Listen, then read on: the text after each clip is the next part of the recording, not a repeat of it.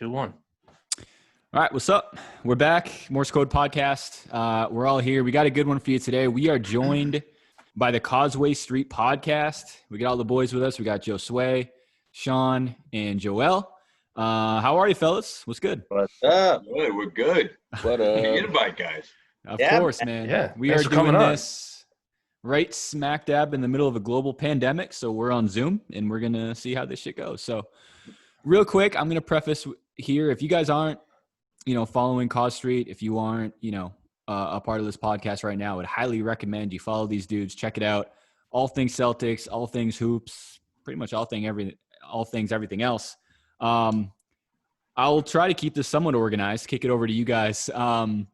Real quick, we figured we'd start. I don't know who wants to kind of jump in and how we want to organize this, but first thing I wanted to really touch on was a little more about you guys and your show. How long you've been, when did you guys start? How long it's been up and running? Any stories from when you guys got going? And so, it's at a point now where, if you watch the last few episodes, you got, guys from Barstool, you got guys like Kyle Draper, a bunch of other guys from Boston Celtics media and just New England sports in general. So how long have you guys been rocking with the Causeway Street Podcast? You know what? I'll let Joel tell the story. He's our executive producer, so I'll give him the floor there. Sean and I'll jump in, and we'll correct him. I like it. Early on, Josue playing point guard, facilitating the half court offense. Yeah, passes off. Here we go. That's it. I'm Marcus Smart, baby. I'm on a men's restriction, And if anyone's watching this on the video, Joel's in witness protection, and it's like his voice is going to be a little distorted too, just like on some unsolved mystery shit. So yeah, it's like that show Dope when they have like these murderous drug dealers on fucking camera. Yeah, with like ski masks and it's a sound pending disorders. case. It's unrelated to sports. Joel just wants to. Yeah. So we'll respect your confidentiality, sir. Go ahead. That sounds a lot better than me trying to figure out this damn camera situation on my laptop. But yeah, pretty much we started as a blog. We Causeway Street .com, shameless plug, but it was the last season of the Big Three, Paul Pierce, Ray Allen, and Kevin Garnett. And Josue actually came up with the idea. He was like, "Yo, I want to start a blog and I want to write about the Celtics." And I was like, "Sure, I'm down." Like, how do we start this up? And Sean and Josue actually, they went to college together, and they actually had a sports show on the college radio station. Yo, 120 playing Sean. There you go. Yeah. Right. Shout out. I would. It was funny because I would call in. I'd be like the NBA analyst. I was JP, the NBA analyst, when they would talk about hoops. JP. Oh man, it takes me back. 89.9 WSCB. There you go. We're already that called into that show too. By the way, a lot of crackheads. Nice, excellent. that's come on, man. Just a lot of people. Crackhead radio. It's just fans. They're still fans, We'll take them all. Just think about channel 89.9. Someone's listening to that channel in downtown Springfield because we had about an 8-mile radius of where our thing went to. So imagine. 18 miles, Sean. 18 all right. miles. Okay, come on. All right, you guys are being heard in like Connecticut, right? If I'm not mistaken. Yeah, well, yeah, but that wasn't by design. That's because Connecticut's 10 minutes away. So. Gotcha. But yeah. Gotcha. True. Well, the point is, us three, we already had that chemistry. Yeah, clearly. That chemistry in terms of talking sports and just shooting the shit, pretty much. For those that don't know, me and Joseph have the same last name. Yes, we are related. We are brothers. Nice. So obviously, we've always been Celtics fans growing up. And it was just a no-brainer when Josue brought the idea to both me and Sean, let's start this blog. And we decided to call it Causeway Street because that's where the garden is, or at least where the old garden was. That street is, called Causeway Street. So we didn't know what was going to happen, after, that last season of Doc Rivers and the Big Three and, being championship contenders. So it was like that was like the last hoorah, I guess, with those guys in that core. And when all the articles that we would write, and we were trying to get people to follow us on all social media platforms. We were on Facebook already. Twitter was kind of up and coming, but we weren't like messing too much with Twitter. It was mostly just Facebook, and just trying to get the website going. And we had other writers too that started off with us, and we were just strictly a blog.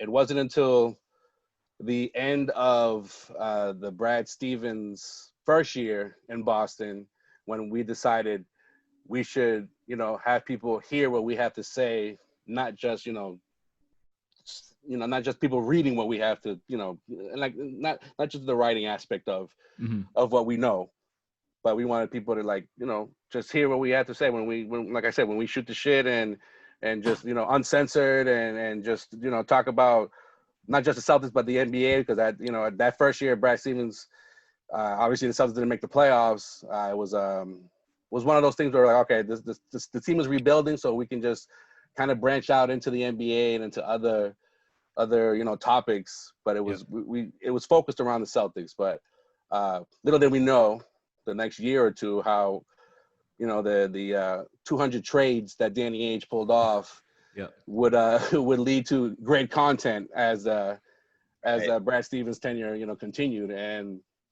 pretty much I don't know if I'm leaving anything out, Sway. Oh, me and Sway actually we used to work for Intercom, which owns WEEI. At the time when we started working there, they used to broadcast the Celtics games. Yep. So we were always down at the Garden, passing out those 3-point cards. I don't know if you guys will remember when Ray was still here, and it's just a big ass card that said WEEI on it and the number 3. So it was just trying to get the station recognized on TV or whatever. Out, bro. What are you talking about? What'd you say? We didn't pass those out. Get out of here.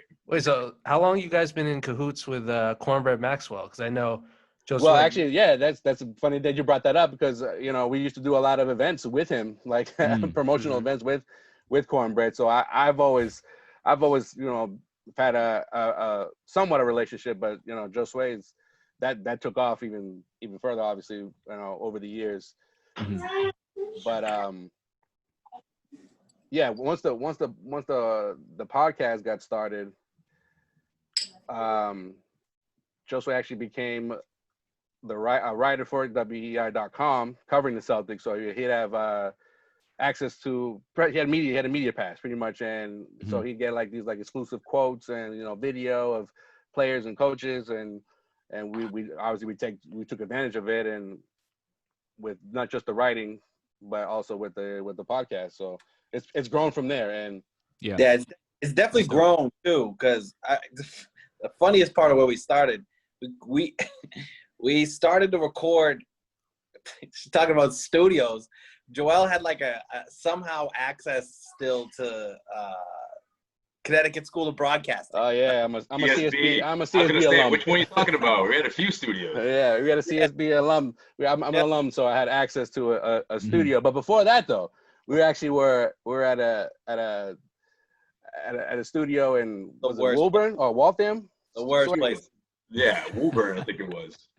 Yeah, in the beginning, it's funny. In the beginning, before we were able to get studio time, we actually we record with one microphone in a room that we try to find that was somewhat soundproof, and we used to sit this mic in the middle of this table and just talk about the Celtics. And those were the early days of the Causeway Street Podcast. So what year are we talking about? We're talking about 2014. So that's still really early in just the podcast game in general. It's funny because you know what you're talking into right now. Well, both of you guys, that's what we needed. We just needed a Yeti. We would have been fine, but we didn't have a Yeti. So the sound quality wasn't always great. The Yeti, it was a game changer, but by that point we already had a full on studio with mics and a soundboard and everything. So we've been doing that ever since. Oh, that's dope. Dope. We were shopping around, quote unquote, for studios for I don't know what, a year and a half, right, fellas, until we finally got the equipment, and we pretty much got the ball just started rolling from there. So we had Kenny Anderson on. That was our first big guest Kenny Anderson, first big guest. New York's finest. Yeah, but we get to the Connecticut School of Broadcasting studio, and then Joel had been going back and forth. They were like, guys, you can't use the studio. They're like, you can't keep using the studio. We were like, that's fine. It'll be all right. And then we get there. Somebody snitched on me. That's what happened. It snitched on a big time. Someone's like, oh, yeah, you think you're going to interview Kenny Anderson tonight? No. Nobody said. So we actually recorded that interview at the EEI studios. The one and only episode that we did at the EEI studios. With Kenny Anderson. Kenny was. Yeah, we fucking paid for Kenny Anderson. How desperate is that, bro? We fucking paid. Really? So how did that work? I didn't think you were gonna say that, but yeah, it's true. Yeah, I'm curious. Proud of, but yeah. And at the time, I was a producer at EEI before I started writing. So I was like, you know what? I'm just gonna give him a heads up, and then we were able to literally on the fly recorded that interview there. That's dope. So how old? I don't know if you guys are similar in age now or not, but how old were you guys roughly? Like when you the Kenny Anderson interview, where it kind of got like mid-20s, early to mid-20s. Yeah. I was 30. Cool. Okay, I got a question. So, Josue, you don't still write for EEI, do you? I don't know. I write for CLNS Media. I'm also a reporter for CLNS Media, but I'm still on the beat. Yeah, I'm still on the Celtics beat. Okay. So let's say I'm not a writer. How much I got to pay for a press pass? Hey, it's really not even about that, man. Honestly, I mean, it's one of those you just gotta. I can't just fill out an application and. I can't apply, interview for this. Buy 4 press pass. Put a price on it, bro. Yeah, that's what you guys should do on the side to start slinging press passes, or just start your own charity foundations. It sounds like a Sean idea I've ever heard. Yeah. Surprised you haven't brought that up yet. But I think I probably have.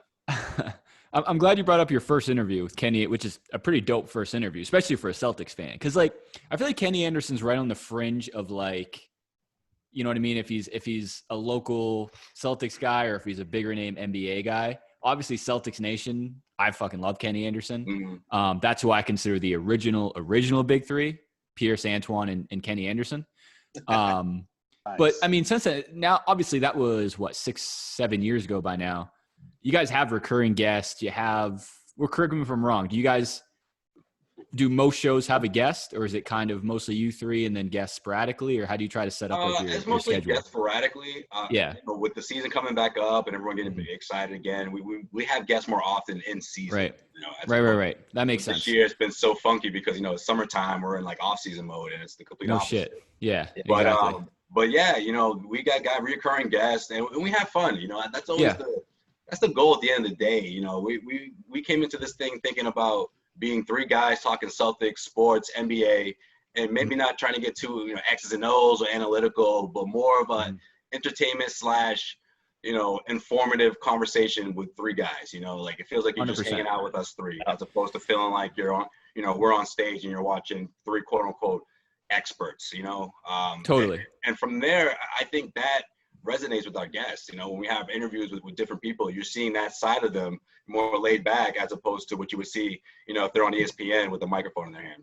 Yep. And that's a really good point, because before we kind of started, I guess, recording, whatever you want to call it, we were chatting with Sean about kind of how obviously podcasts in general have come a long way since 6 years ago, whatever you want to call it. Definitely. And it's there's so many watered down shows where it's just 2 stat nerds who talk for an hour and just dump fucking Kawhi Leonard's fucking junior year 3-point shooting percentage or something. And it's well, if you look at his 1 year in college, actually, exactly. It's you're gonna lose people very quickly by asking these guys about their war. Exactly. There's I think 25 different podcasts like that. They're all exactly, and they're everywhere because anyone can do it. And I don't want to fast forward too much from then, because I know you guys have obviously, it's been a while now, and I'm sure you've exponentially grown from that Kenny Anderson interview. But I'd be curious to ask you your thoughts, because you've been doing this a lot longer than us. I think, and correct me if I'm wrong, or maybe you haven't seen it, but since quarantine, there's been a big boost in shit like this because people are home, they have nothing to do, they have Zoom, it's fucking free. You can literally talk into, when I first started, I would just talk into GarageBand and record it and then post it on like Facebook because I didn't know any other way to do it. Not a bad way to start out, by the way. Yeah. How have you guys kind of seen, being in this, like veterans, how have you guys seen kind of the podcast game change from like you as podcasters and then also from like people who listen to podcasts? Do you see an exponential growth in popularity of this stuff? Like personally, I really don't listen to a lot of music anymore. I'll throw on a podcast or like shit like that. It's just becoming more and more mainstream. Right, absolutely. And I'll keep my answer short so I, get Joel and Sean in here for this because this is a great question. Honestly, I would say the growth I've seen throughout the last 4 or 5 years has been incredible. And I think a lot of that has to do with just the way we, take in news and entertainment. Everything is on demand now. No one's going to say, oh, I have to be home by 9 o'clock to watch my favorite show. Those days are over. And I think that's really helped the podcasting industry because people want to have that, okay, this is great. I love the notification that you told me to get a brand new episode, but I'll listen to that when I'm ready for it, as opposed to, no, drop what you're doing, listen to this right now. Or it's gone. You know what I mean? Like, that's the beauty about it. It's always there. It's on your phone. You're subscribed. So I've seen a huge growth from the podcasting, industry in general, but also we'd be lying if we say the Celtics doesn't have a huge part to do with this. I mean, they've been relevant every single year, minus that 1 year, Brad Stevens' first year, which Joel talked about, which is the year we started. I know. Literally, a hell of a time to start. It was a hell of a time because, well, first of all, it's unique for us, right? For guys who Celtics fans love, they want information constantly. That was speculation season. Oh, let's get Jimmy Butler, Sean. Oh, DeMarcus Cousins will be a Celtic. I promise you. No, Isaiah Thomas comes. No one expects what happened.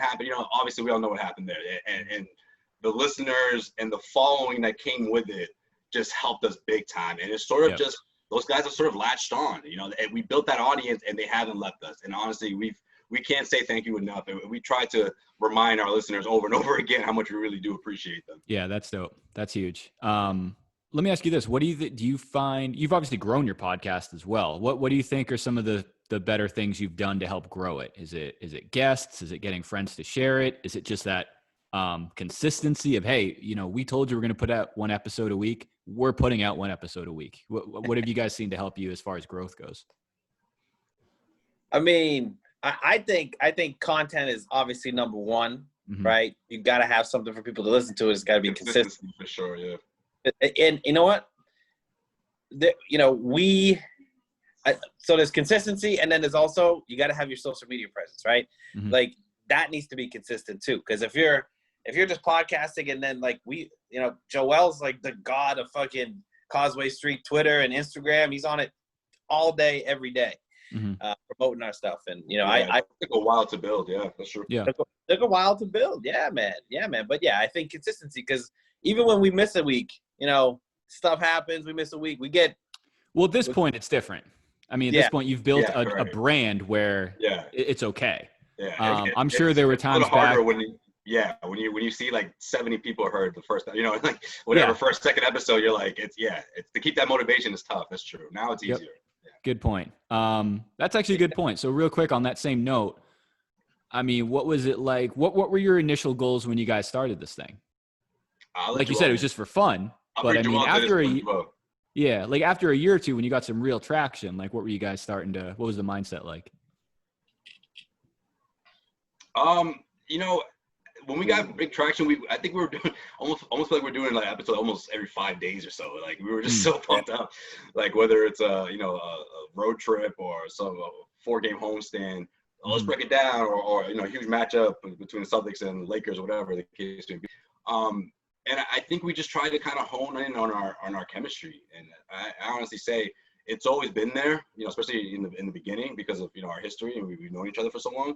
But also, just picking up on each other's cues, or picking up on each other's buttons. I know if I hit this button, that's going to trigger this, and I got to retort. I got to retort in the chamber for that. You know what I mean? Like, and it's all pre-calculated. Before, I used to make the mistake of telling these guys sometimes, and then they're ready for it. And the mics go on. It's like, oh shit! Like, why did I tell them that? They're ready for your argument. So that it's almost like verbal sparring, if you will. and you pick up on each other's techniques. But yeah, but I think it's chemistry too. Like you said, we didn't have to build the chemistry. That sort of came natural to us. We started because we would just be drinking at a bar, talking sports, and we'd be like, "Great start. Why aren't we doing this? Why are we trying to make this something?" You know? So here's an interesting point. I think that's a great point. point. Or Sean would yell at Lebitard or somebody and be like, "Yeah, this guy sucks." Like, yo, we got to do something, man. When we're gonna do a podcast like that? Yeah. I think everyone yells that. Lebitard. Yeah. Stu Gotts. At the time, he had like a 10 a.m. show or whatever. He was But it's interesting you say that because there's probably groups of friends all over the country who have that same conversation every weekend at a bar. Yo, why aren't we doing this? Blah, blah, blah. But it takes a certain type of person to actually fucking do it. You know, like not to get too like whatever, but you know, you can talk about this shit all day. You guys have built a successful podcast. That first step is just taking that first fucking step, just saying, "Hey, let's put ourselves out there and do it." And the first time we released a podcast, again, you know, exactly. I'm sure you felt the same way. You probably recorded it, hit publish or send or post on Facebook, and then it's like, oh shit, like are people gonna hate it? Are they gonna listen? Are they gonna like it? What do we do now? Like, still do that, bro. That first step is huge, and I mean, 6 years later, that's crazy. That's a long ass time. Yeah. So respect, and you guys are still going strong. For the audio listeners who aren't watching this on YouTube, dark screen Joel is still owned himself. Now illuminated Joel has also joined the show. Holy shit! Wait, Joel. Hey. Yo, did you sign the plea deal? What's going on, man? You good? He's on the burner account. His lawyer gave him the green light. Yeah. Oh, his mic's cut off. Yo, your mic's mute. Unmute your mic. Yo, is that? How is this possible? We're supposed to be good at Zoom by now, bro. I think that's part of the witness protection thing. Mm-hmm. We'll give you video. We're not giving you audio yet. You hear me? Y'all hear me now? Get the headphones out. Y'all hear me now? Oh, it's perfect. Now you're good. Yeah, you're good. Good. All right. All right, we can start the show now. Yeah. All right, welcome back. Let's get going. But no, that's dope. So, Sopee, I've kind of been hijacking this whole thing. Why don't you go ahead? All right, What's on your little mind? Get into some specific questions. How the fuck does Kyle Draper get on the show when he's a Philly native? Explain. Explain, please. That's actually a big reason why we had him on, because we what was it? The first time we had him on was last year during the series. Wait, no. Was it the year after that? I feel like the first time we had it on was like before the season was started. Okay, yeah, that's right. We were talking about what went wrong in the Philly series the year prior, season prior. Correct. And he likes to bust our ball because he's convinced that we're like, well, he doesn't start saying this until we give him a hard time about how Philly's not that great, or the Sixers aren't really a threat, and he's like, oh, you guys just love the Celtics, you fanboys, whatever. But it's great banter, and to see what he says on TV and then call him out and stuff, it's just always fun with Drapes, man. He's a great guy. He seems that's what Yeah, he does. And he's been doing this for like a while now. I feel like in the beginning, him and Sherrod used to be like strictly in arena, weren't they? In the beginning, and then eventually, I think Draper moved to like the pregame show with Scal. Right. Yeah, Sherrod was like sideline when he first came. I remember that. Yeah. Yep. Mm-hmm. But Sherrod Blakely. So he is, though. We can confirm he is a Sixers fan. Kyle Draper. He won't say it. He won't say it, but he won't say it, but he is. Yeah. Okay, because I tweeted him and Max Letterman, and neither one of them responded, and I'm like, bro, I know you guys are Sixers fans, because they both shout out Philly in like on Twitter and Instagram all the time. So I'm like, I know something's up here. I mean, fraud. Closet Philly fan when he's saying that Matisse Thybulle can have a huge impact on the You got so mad about I heard you say. I remember that. I did listen to that one. Yeah. I think Thybulle's got a better chance of maybe winning some sort of Academy Award with his YouTube shit that he's putting out right now. You guys follow that? It's actually pretty dope. I've seen some of it. Blog. Yeah. Life in the Bubble. There's some crazy shit going down in the bubble. Yeah, what about I sort of what's his name? The guy's been out for a while for Denver. Michael Carter. Porter. Porter, excuse me. Yeah. What's up with that, man? He's one of those conspiracy theory guys. Yeah. Huh? You gotta He's get that off stuff his to yourself, rocker. man. You can't be going public with that. He's on the He's on that Denver, Colorado Kush. Nonstop. It's super elevated. He strikes me as the type that would be like I don't know, just obnoxious about it, being like, you're just living in a world that isn't what you think it is, something like that. You know what I mean? Like one of those guys. He has like the book. Engage with you, like. He has the book 1984 on his bookshelf, positioned like just perfectly for everyone. Great year. Did I leave that out? Yeah, that was strange, but it's funny, man. I was talking. We can shift to this a little bit. We were talking earlier. Going into the season, kind of like when that first. Let's rewind the full timeline. So that first Woj bomb came out, right? NBA is back. July 31st. They're going down to fucking Orlando. These teams are going. And then I think the next week, the Kyrie Irving stuff came out. And we're like, okay, maybe people aren't going down there. What the hell is going to happen now? And then ESPN.com had like a full, I don't know if you guys read this column. It was like, well, originally there was like 100-page document. Like, here are the rules of Orlando in quarantine and this, and that. And they kind of broke it down a little bit. And we were saying, all things considered, if there wasn't like a, deadly global pandemic going on, this setup seems kind of fun. Like, you're just going down with your team, down to Orlando, bring your family. They got live DJs, a video game room, fully catered, this, and that. You go to fucking Disney World during the day. Mm-hmm.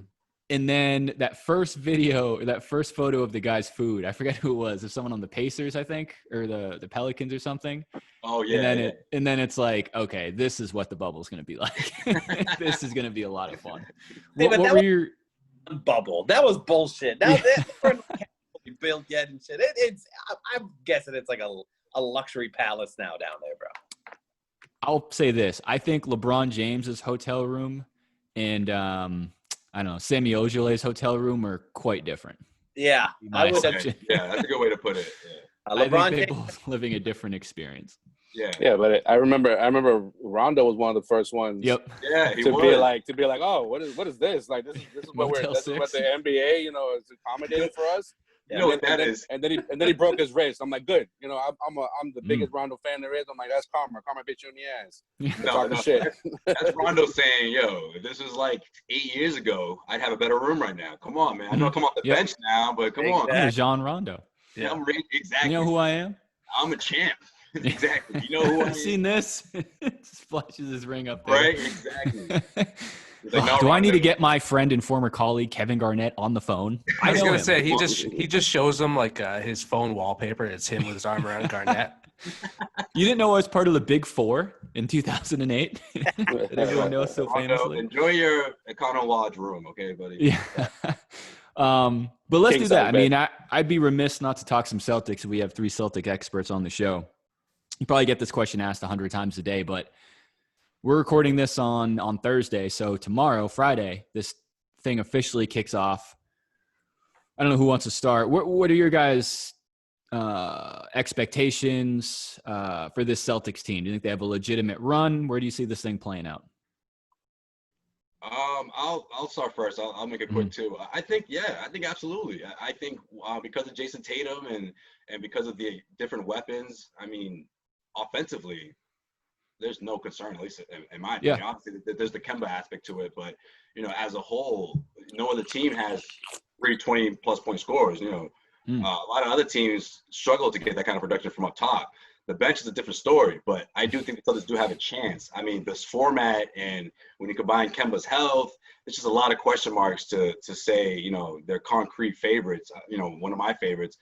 But I'll put it this way, though. If they don't make it to the Eastern Conference Finals, and it's either the Raptors or the Bucks are the reasons why they don't go there, then I don't think it's a disappointment. But if you don't get to the Eastern Conference Finals and another team stops you along the way, I think you have to be a little bit disappointed just because of what we already saw. We already gotten so far into the season that we knew what this team could be, and I think there will be some disappointment, and I think it's just, because of the talent, because of the Eastern Conference, these guys have a shot here, at least to get to the finals, in my opinion. I think that would be a success.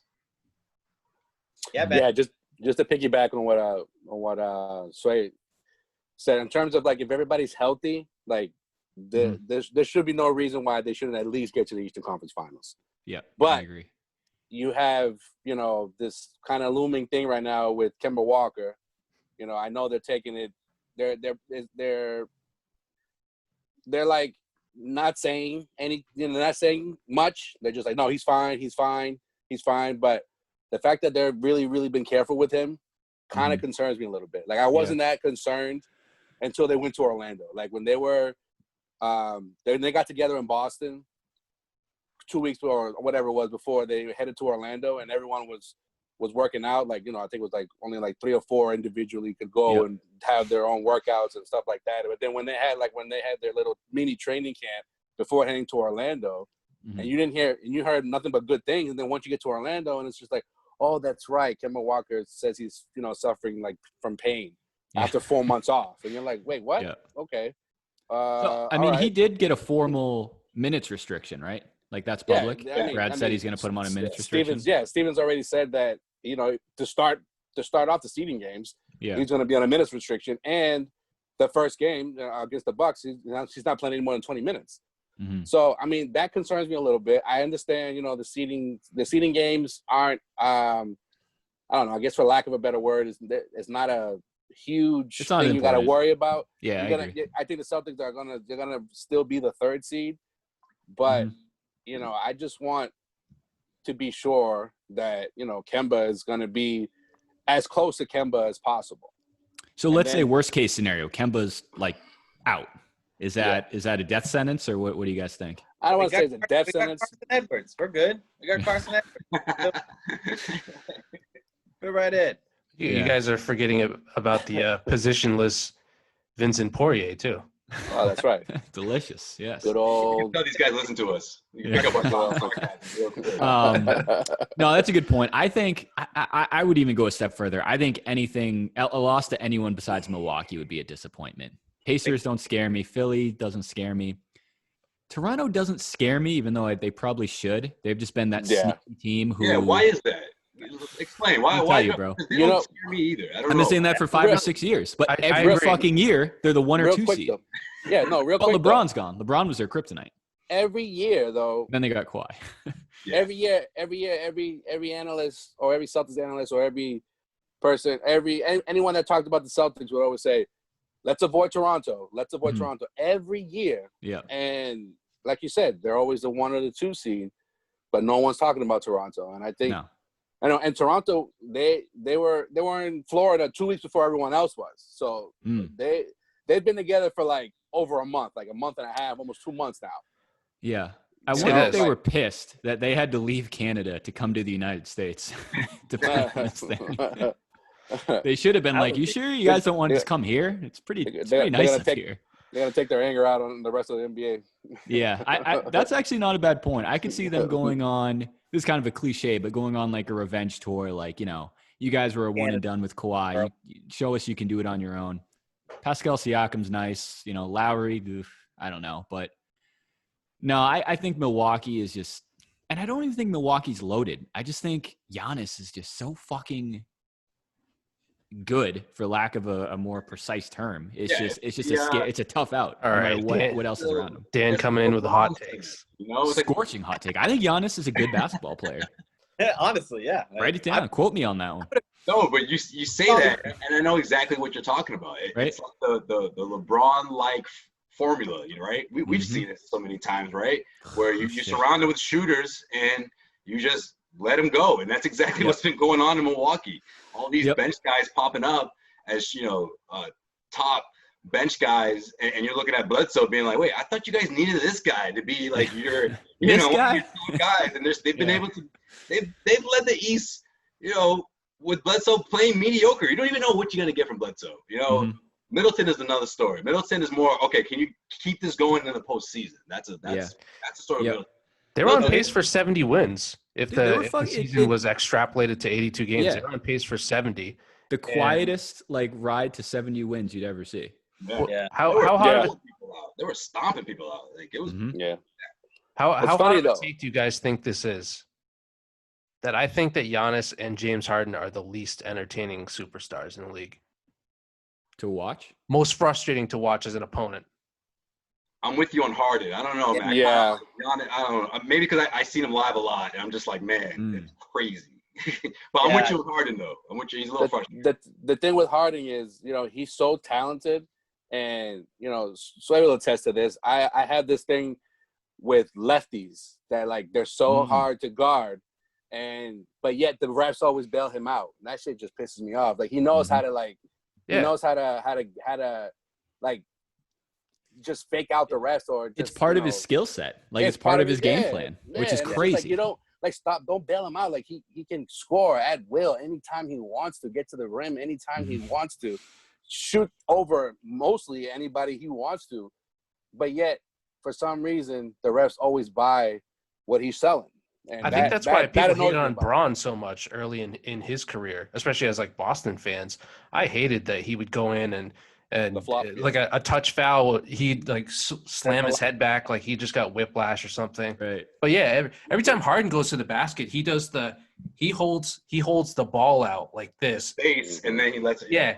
And he swings his arms through the contact, and I'm like, well, yeah, that's gonna be fucking like a foul every time, but that somehow that isn't in the spirit of basketball, really. Yeah. Dude, remember the first time I asked you about James Harden? So I didn't know who this guy was. He's coming in the NBA, right? He's gonna be a rookie, and Sean was big on him. He was like, man, but he's not gonna be there for the Celtics. The Celtics could draft him, but he's not gonna be available. I'm like, what? He goes, you would love him. Have you seen him play? I'm like, nah. He goes, bro, left-handed. Paul Pierce. I go, whoa. He goes, I'm in. That's a hell of a sales pitch. When it comes to absorbing contact, yes, but Harden took it to a whole nother level that I'd never seen in my life. That's what Paul used to do when you think about it. But I was just going to say, we can't complain about James because we grew up with Paul Pierce and the classic pump fake, foul, which and is one like 40% of the time. Exactly. But that's where if you didn't watch him, you know, growing up, you didn't know about that. I agree. Yeah, I agree. But that's deceiving your defender, though. You're not trying to deceive the refs. You just if you got caught, good point. You got caught. Like, you know what I'm saying? That was, and like I said, he made the shot. At least I'd say 30% of the time. That was better than just shooting a wide open three. Fuck like if you're jumping in the air and you fall into a player, like that's a foul, regardless of you know. Yeah, exactly. But with Harden though, with Harden to make that shot too. Yeah, of course. Harden though, it's a different thing with Harden. I agree. That's a fair point for sure. And it's annoying as hell. You know, he's so fucking talented. I'm not taking anything away from him. Oh yeah, talent wise, you know, he can score lights out.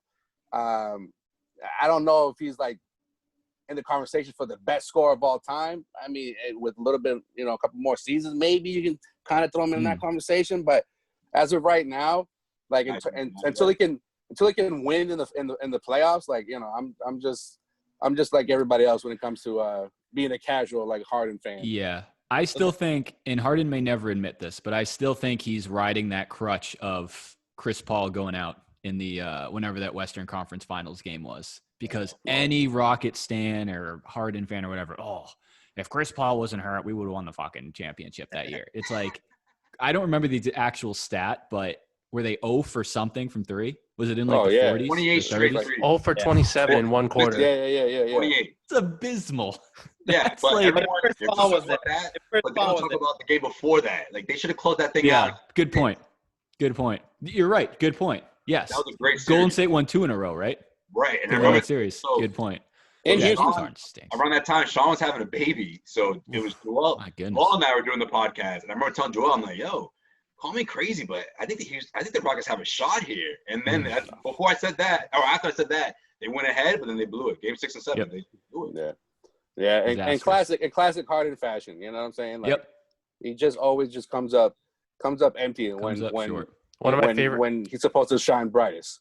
One of my favorite plays of him was when they lost to the Spurs, I think in the year before that, and it was him. He had a chance at the buzzer. Oh, Ginobili blocked him from behind.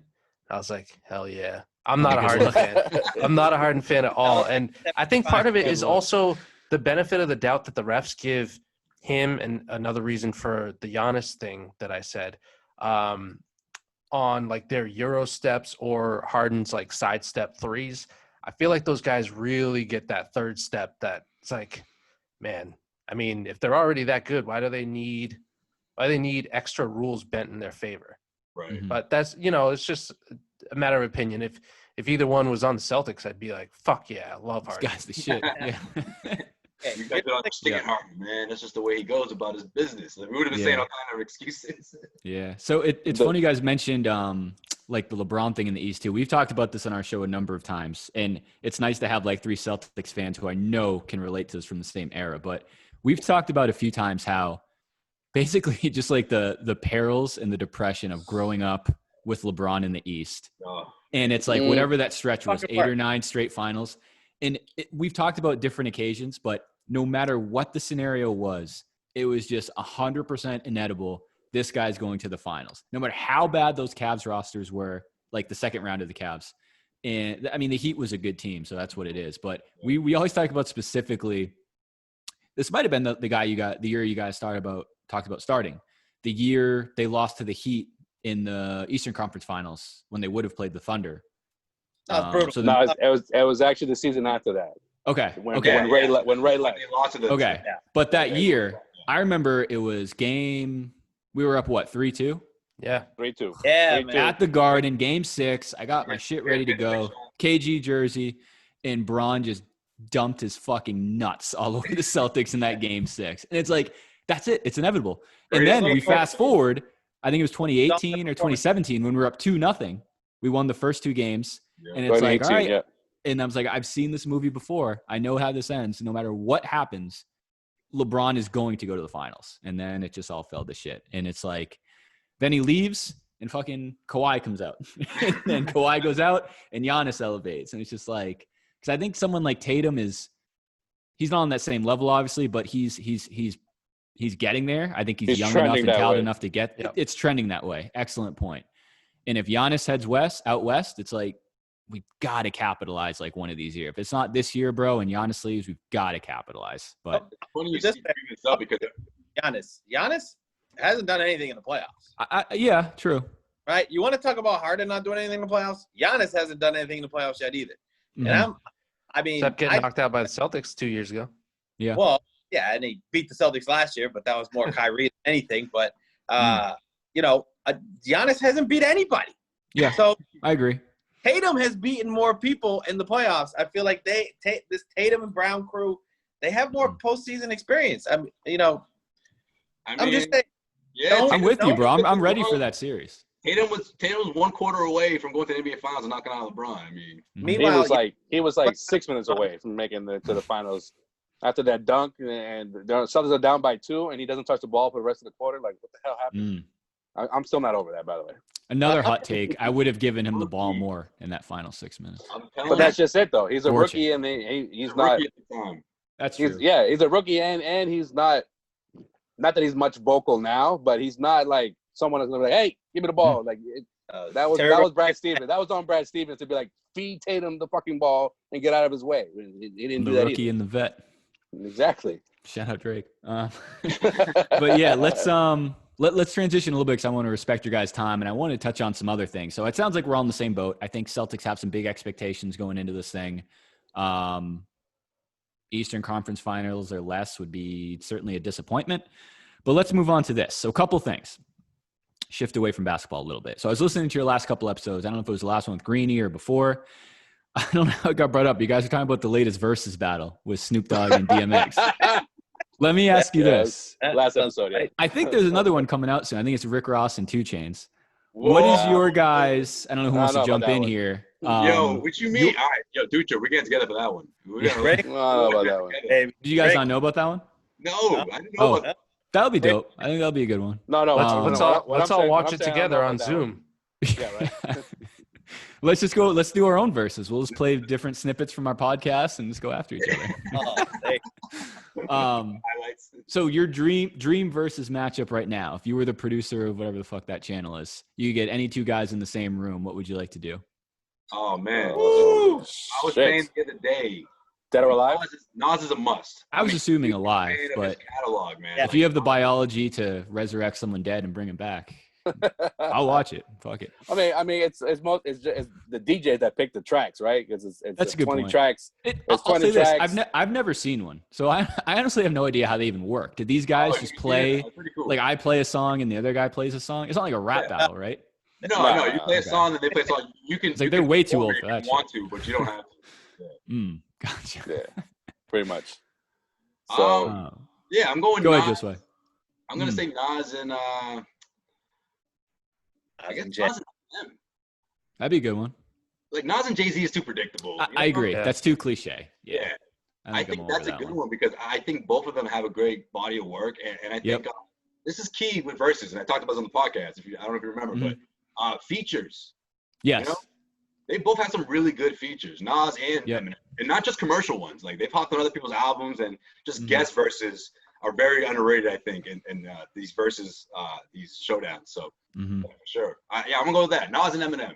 I'd watch that. Don't ask Snoop Dogg what he thinks of Eminem. Did you guys see that?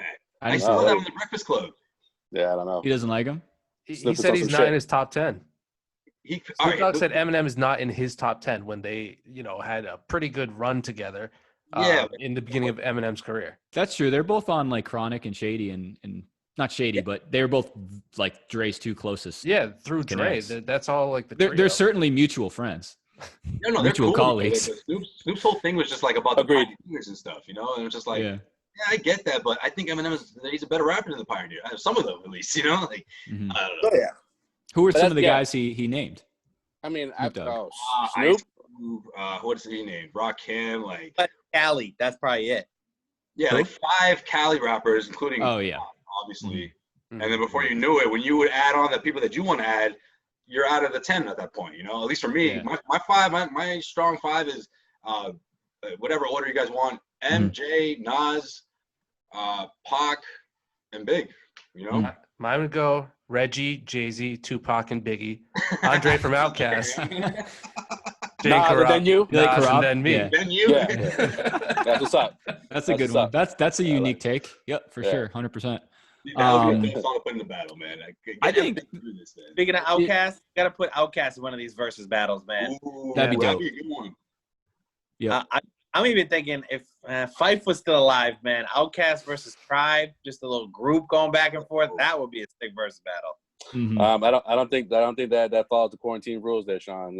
Too many people in the studio, bro. Yeah. Way too many people in the studio, bro. Need the quarantine police. Everybody have the mask on and stuff. Q-Tip would just pull up on something like 3 crates of records and be like, "Yo, let's do this." Yeah. Are we recording? Let's go. Yeah, right? Yeah, pulls up with a shopping cart full of records. Right. He'd be like, "Yo, we're doing this old school, right?" Yeah. No, bro, we have these all downloaded on our laptops. We're good. I don't even know where to start with this shit. I know, right? I don't have the I don't have a record player.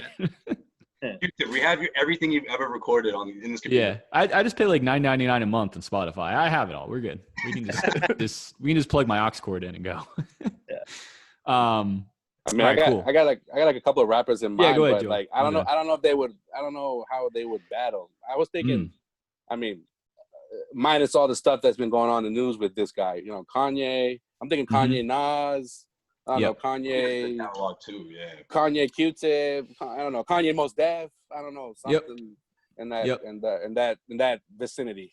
Especially when you factor in that Kanye made his own beats, so he's got an advantage there. Right. A lot of It'd only be cool if they did like a regional versus too, like New York versus Chicago or something like that. So it's like Kanye and all Chicago guys at his house, and then these guys all have fucking mansions, so I'm sure you can socially distant and like do all that stuff just back and forth. Kanye West versus Dr. Dre. Original, of course, and the songs you produced. Yep, that'd be dope. And then the songs they produce, like for other artists, you could have those guys hop in too. That's included. That's included. Yeah. Sopee, write this stuff down. That'd be more like a producer battle right there. Right. That'd be dope. It's funny because Snoop said that he didn't drop. What's the song that's Still Dre? Because people were like, "Yo, drop Still Dre," but he didn't drop it because he said, "Yo, Jay-Z wrote that for me." Jay-Z wrote I didn't see that. And then someone in the comment section, he said he read it. And someone was just like, "Nah, yo, you can't drop that." Jay wrote that. He was like, "See, I knew somebody called me out." Even copyright infringement. I think the first one was Premier. Secret was out. Rakim, right? Or not Rakim. The guy from Wu-Tang, RZA. That was the original one, right? That was the original one. Yeah. And then we talked about this on our podcast too, Sopee. There was the one with Ludacris and Nelly. And Nelly's like Wi-Fi kept going out, like, doing all these things, dude. And we talked about, we're like, our biggest thing. We had an episode about like just like, I think we called it like Quarantine Diaries Part 1 or something. It's early into quarantine, And we're like, bro, like if you're quarantined in your house and you're a celebrity, one of the first things you just have to check off the list is like a perfect Wi-Fi connect. Like there's no excuse for a celebrity not to have a perfect Wi-Fi connection. I have a perfect Wi-Fi connection. Like there's just no excuse for that. I got a Boston. Crazy. If there's a regional one for Boston, I want to hear what you guys think. Cousin Stiz and Mark Wahlberg. I'll hang up and listen. Mark Wahlberg. Yeah. There's really no one else outside of Mark Wahlberg I could think of. Yeah, I mean, you can go Worcester. You could go Millie's. You can go Millie's. Oh, Millie's, yeah. Millie's is nice. Oh yeah, Lucas. We can claim Lucas. We can claim Lucas. Yeah. Yeah. He's from Boston. He's from Worcester. Oh, I didn't know that. That's cool. Yeah, he's from Worcester. Down the pike. Oh, just ask anybody from fucking Worcester. They'll fucking tell you out of the first two things. I'm from Worcester. Yeah. 508 kid. 508. Come on. Go up the street. He used to know my cousin's barber. You know. Down the pike kid. Another question. Let's shift to this. Wait, pretty hold natural. On. What about Go ahead. Cole versus Kendrick. That's a good one. That'd be a heavyweight battle. That'd be a good one. No features. You want to just do that another time? Like, you know? I've had a hot take. Do you guys all like J. Cole? You guys are all J. Cole fans? Yeah. I've had a take for a while. I think J. Cole, and I don't know if Sopee, we've talked about this. I've heard other people talk about it. Ooh, I don't even know if I want to bring up the Wire thing. But with J. Cole, I think J. Cole's an excellent rapper. I think he's one of the best rappers I've ever heard. But I think his music stinks. That's the first time I heard it. It's all right. I think like his albums are okay. Like he's so good. I just feel like he's underachieving with how good he could be. Like albums are good. They're never great. He hasn't dropped a great album yet. Definitely not great. Yeah. And even like there's a lot of hype around what was it called? KOD. That came out somewhat recently, a few years ago. The last one, yeah. That was okay. But it's like there's such hype built up, and it's like, you know, some people are so pro J. Cole. It's like if you don't think J. Cole's the greatest rapper alive, it's like, yeah, you're sort of like you're crazy. You're sort of offending me, right? It's you can't tell. Are you that side of J. Cole? I am that side of J. Cole. Yes. The fact that you said it stinks, I may hang up right now, bro. No. I didn't say he stinks. I think his music stinks. I might have to hit the mute button on Sean real quick. But see, I think it's fair because it's not, like I said, he hasn't dropped a great album. It's not like flames all the time, but it's just good. I just like it. It's good. But Joe, I'd almost rather listen to him just a cappella or just read his lyrics. With the streaming Kindle, world, the streaming world that we live in, I just feel like J. Cole fans they're not bumping his album. They're picking their favorite songs from each album, and they're making their own playlists. I agree. Hence the point, Sean. When's the last J. Cole album you heard, Sean, in its entirety? For Your Eyes Only, I love that fucking album. People hate that. Stunk. I love that album. Yeah, that was like his worst one, man. I think that was stinky. So we've talked about this on the show. I have a 1-year-old son. Oh, the first lady just walked in. She always walks in when I'm talking about Barney. My son loves Barney. Great show. We've talked about it before. There's times when I'd rather listen to the Barney soundtrack than For Your Eyes Only. If I just want to hear some bars, like get pumped up for the day. Here's my thing about that album. Throw on the big guy. The lyrics are dope. The beats are smooth. You know, it's got a good vibe to it, but it's boring, man. It's very boring. It's very lackluster. I don't know. Put it that way. I like some laid back hip hop. I don't think it always needs to be up in your face, man. Yeah, what about hold on. Forest Hills. That was a better album, but it was smooth. That was good. I still think the one before that was better. Not his first one, the second one. Second one. Everyone says that's his best one. The second. What was that called, Sean? Not Sideline Story. The one after that. No, the next. It's the one with the big head on it. It's one with Crooked Smile and what was the other single? The one with Miguel. You know this album. What was that J. Cole album you like? Someone gotta Google it. Not Born Sinner. No. Born Sinner. Born Sinner, right? Born Sinner. Yeah. That's a good album. That's a good through and through album. I would play that over Barney slightly. He goes hard on that one. He does. Yeah, no, I agree though. I agree about J. Cole because I remember J. Cole when his buzz, like before he dropped an album, like all his mixtapes, like songs. Yeah. Those were good. You're like, okay, you know, this dude. I think that one track that comes to mind, The Return of Simba. Like I thought like that the beat was dope and him, you know, the lyrics on that, and I was like, okay, this guy's, you know, he's gonna do big things, especially because you know he signed to Jay-Z's label and Jay-Z kind of discovered him, and it's like, all right, cool. But on Blueprint 3. You're right. Yeah, it was a song on Blueprint 3. That was a dope verse. Right. Yeah. And then, so you guys mentioned you're a Kanye fan. So I remember the Good Friday mixtapes that would come out. He was on that song "Looking for Trouble." That was when I really first heard J. Cole. I was like, wow, like this dude's the real deal. Mm-hmm. Yo, 2000. And then he started releasing albums, and I was like, Anyway. 2010. The two new tracks he just dropped. Those 2 new tracks are fire. I haven't heard him yet. I don't think. Oh, of course. I think I blocked him. Blocked him from my Spotify. Let me ask you guys from Spotify. Let me ask you guys this in the same vein. Hold on. Let me squeeze a question in for Dan though, real quick, because you said after Kanye. What about Kids See Ghosts? No one talks about that album, man. That sucks. I don't like that at all. What? When toilet paper was in a shortage, like during quarantine, I just copped Kids See Ghosts. No, I will be honest. I didn't give it a fair listen. I've heard like bits and pieces. If that's a true recommendation from Causeway Street Podcast, I'll give it a listen. Yes. I'll get it's only 7 tracks, so you know. Yeah, it'll take about 20 minutes. Yeah, take about 21 minutes. Tops. I can do that. That's with him and Kid Cudi. Yeah. Okay. We're huge on Cudi over here. We're cutters. That's probably has a lot to do with it. I like Kid Cudi. That's fair. I'll give it a listen. I'm a man of my word. I mean that Cudi with Eminem that dropped a few weeks ago. Whew. Oh man. Oh, I forgot about that. I didn't listen to that either. Is that good? Yeah, we had some we'll other do that. that Soapy, I didn't mean to cut you off. Do you have something you want to say for some reason? No, I was gonna say, like, if you guys had to pick a song to come out to, like, if you were on the Celtics, what would it be? Like a pump up song. Oh shit! Good question. Jay-Z, you don't know. Great answer. Which Sway has come out to? Did you come out to that at Sean's wedding? I did. Yeah, that was the best man. Sean's wedding that came out to. It was the MOP remix though. The remix, that's right. Yeah. With the dude screaming in the beginning.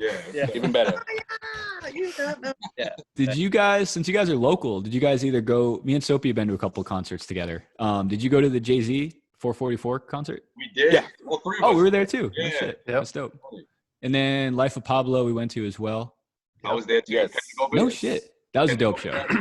Great show. That's weird. The one we might have been sitting right next to each Kendrick opened other. up for him, right? Kendrick opened up for like that. Yeah. Yeah, he just dropped Good Kid, Mad City. Yep. That's right. Cool. So I know we're coming up on time. Last thing, I'm gonna end this here because Hold on, real again. quick though, Joel Sean, pick a song. Where you guys coming out to? Oh yeah. My bad. Off the top of my head, I'm gonna say Can't Tell Me Nothing, Kanye. Oh, Great answer. Bombs over. Phenomenal answer. That's what I'm coming out to. B.O.B. Bombs over Outcast? Baghdad. Outcast. Yep. Respect. Okay. Let's tag someone in. The rapper. I have my wife just walked in. Ari, Sounds like Strange Clouds. B.O.B. you were signed by the Celtics, and you have to come out to a song. What would that song be? Taylor Swift? What? Oh, respect.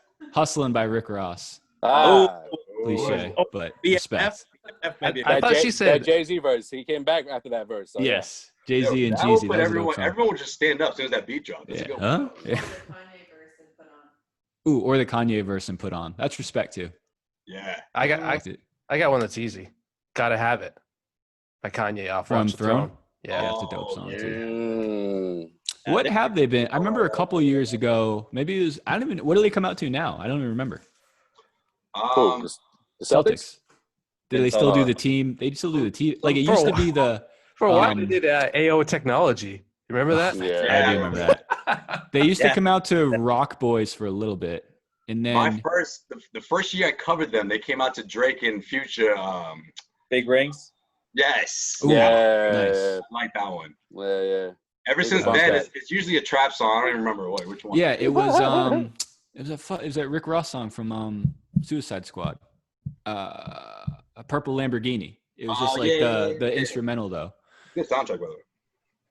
Excellent soundtrack. So It'd be let's funny do if this. it'd be funny if they just had like every game they change it and they're like, all right, the next home game, Enes Kanter gets to choose what we come out to, and then he just Turkish national anthem, Borat soundtrack. They would go to Semi Ojeley, but I'm pretty sure Semi's like super religious and would just choose some gospel shit. Gospel. Oh, wasn't 11 the last Kanye album there? Sway? Yeah, exactly. Exactly. Jesus is king. Oh, Yeah. not Ojeley, that was Chevy. Yeah. Semi is king. Semi's king. I heard you all talking about this on the last episode too, and I'd like to hear your opinions as respected men in the media. There's a conversation between Michelob Ultras and delicious Truly hard seltzers. I'm very strongly on one side or the other between like a light commercial beer or a seltzer, Truly specifically, because I think they're delicious. It's a nice summer day. You guys are out chilling, grilling, barbecuing, pre-quarantine, pre-COVID. You bring the cooler out. What do you got in the cooler to crack back with the boys? Michelob Ultras, like a light, cheap beer, or a delicious seltzer? We have to pick one or the other? Yes. I'm out on this one. I don't know, man. I may be able to. I'm going on the DD tonight. I mean, if you're hanging out with Causeway Street, there's 4 things we drink. Okay. Corona, Heineken, and then New Amsterdam peach vodka. That's all we drink. Respect. That's the 4 things that we drink. That's it. We usually don't do free advertising on the show, but I'll let that one slide. No problem. Oh, and Miller Lite. Miller Lite's right, always. That's a lot. We're losing a lot of money by doing these free ads, but okay. Respect. Oh, champagne and beers. That's Miller High I mean, I have to shit. Man. I'm not a Celtic guy. I'm not a big Celtic guy. I am. I'm all in. I if I could go back in time and invest in a seltzer company, I would do that in a heartbeat. I will say this. Truly's are phenomenal. There's nothing better than a little switch up. When you switch it up, you're drinking beer and then you switch to the seltzer. It's hot outside. Now that I can do it. That's a dangerous move. Yep. I've mixed the seltzer with like a liquor and then added like some juice to get like a little fizz. So that's we're degenerates, guys. Sorry. Yeah. So I'll tell you guys something that no one knows about, and it should be like well known. But I'll give you one of the Morse Code Podcast secrets. Actually, I haven't told Dan either. Take trip down memory lane to college. Take Pinnacle fruit punch flavored vodka and pair it with any sort of like Minute Maid fruit punch. It will just taste like the juice, and it'll get you fucked up real quick. All right. I don't think that's like a secret. People don't talk about it. You know what? Believe it or not, it's actually relevant because these two, they used to make fun of me for my choice with fruity vodkas, but now it's on the list. It's on the list. I'm not a fan of it. I'll drink it, but same. It's not my first choice. I remember when that first Pinnacle whipped flavor came out. Oof, that just hit different. Huge. Then the Pinnacle like Swedish fish flavors and all this other shit. McGillicuddy's, like better days. Soda, Dr. McGillicuddy's, my favorite medical professional, Dr. McGillicuddy, PhD. Sean, what's your favorite? The mint and the grape, I think it is. I love the grapes. Grapes phenomenal. Oh, grapes, awesome. Grape, sugar water purple. Sugar water purple. Apple pie. That's what it is. Like that's literally sugar water purple and grain alcohol is exactly what it is. Purple stuff. It looks fancy as fuck, though.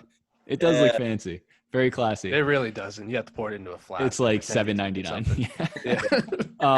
Let's do this. We're coming up on time. You guys are awesome. Thanks again for hopping on. Before we sign off and let you guys go, we'd love to have you back again, obviously, and chop it up once the season kind of gets going and rolling and see how wrong we are with our predictions. But would be remiss if I didn't let you guys hop in here individually. Where can people find you guys online and find the show? Josue, I'll kick it over to you first. You can find me on Twitter at Joe_Sway, Josue, and of course check us out on CausewayStreet.com. Plenty of articles, plenty of content, and all of our podcast episodes will be posted on there as well. So, man, you can catch me on Twitter. It's Joel_CSP for Causeway Street Podcast. I'll just echo what Sway said. CausewayStreet.com. At Causeway Street for all social media platforms. Yeah, pretty much. Nice. Sean? I mean, I'm at Sean Dutra, but you probably don't want to follow me because I tweet normally when I'm angry, and that's about it. The only time I'll ever tweet is when I'm angry. But hey, go ahead, follow me if you want. But definitely follow me. It's usually in like the wee hours for some reason. Like you get really angry at night. Nice. Sometimes you just can't sleep. You wake up and you just say, "Yeah, fuck this or fuck that," and then you just go back. Now we'll plug that all in the show notes and everything too, obviously. But like I said at the beginning, if you guys aren't following these guys now, make sure you do. Got a great show, got great guests, got great Celtics insight, and it's just a good time. Listen to three dudes just shooting the shit. So thank you guys again for jumping on our show. questionable takes on J. Cole, but aside from that, yeah, they're good. Oh, we're gonna edit that whole part out, obviously. You know what, That's guys? not making Maybe this is the album. Maybe this is what he needed. You know, we'll maybe see. I will say I will listen to the Kid See Ghost album, and then any other J. Cole recommendations, just send our way. I'll give a fair listen. Symbol on Ice, good one. Symbol on Ice. Two new tracks. Check those two out. That's the two ones you gotta listen. Okay, all right, respect. Oh, and the Eminem and Kid Cudi. Listen to that. That's out? Oh, yeah. That's on like Spotify or Apple or something? Okay. Dan, write this Check down. that out. Come on, man. Yeah, take. Sopee, I assume, is writing this down. I got it. Oh. I will. I mean, this is literally recorded on multiple Mental platforms. Oh yeah. But all right, fellas, thanks for hanging out with us, and go Celtics. We'll get this shit started soon, and we'll see you guys hopefully soon. Everyone else, thanks for rocking with us. See y'all next time. Peace. Peace. All right, guys.